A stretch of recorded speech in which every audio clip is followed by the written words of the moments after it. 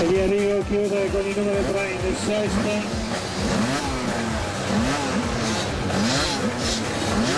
Siamo alla settima posizione per il 65. Casovarra, il numero 4 di Davide Veronese ottavo, in nona posizione.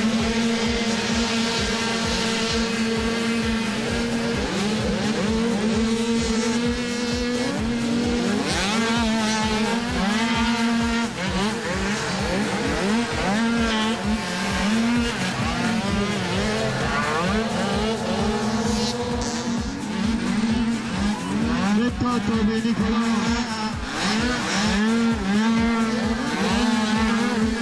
con il 29, quinta posizione per l'altro Frosinetto, Cristian, sesto Nicolò.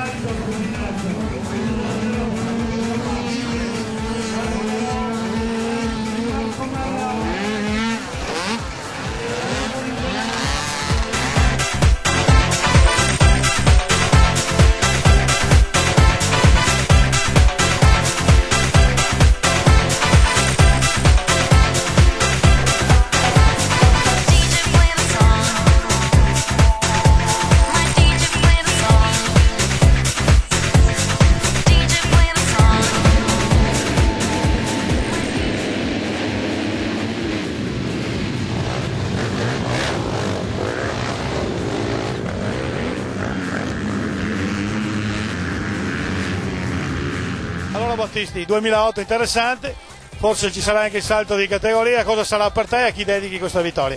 Sì, sono molto contento di questo risultato generale, dedico questa vittoria in primis alla mia famiglia, al papà e alla mamma e poi il motoclub, gli Oli Brothers. Sono molto contento e dopo tanto sacrificio sono arrivato a un bel traguardo che era il mio obiettivo fin dall'inizio. 2009? È 2009 a motori e adesso vediamo dato che gli Oli Brothers usano Yamaha, forse Yamaha nuovo. Allora ci congeliamo con Battisti, ci vediamo poi alla premiazione finale. Ciao Battisti. Vicino, ma la 7 di Andrea Bavo chiude con la vittoria gara 1. In seconda la 12, il 35 di Battisti, quarto 230.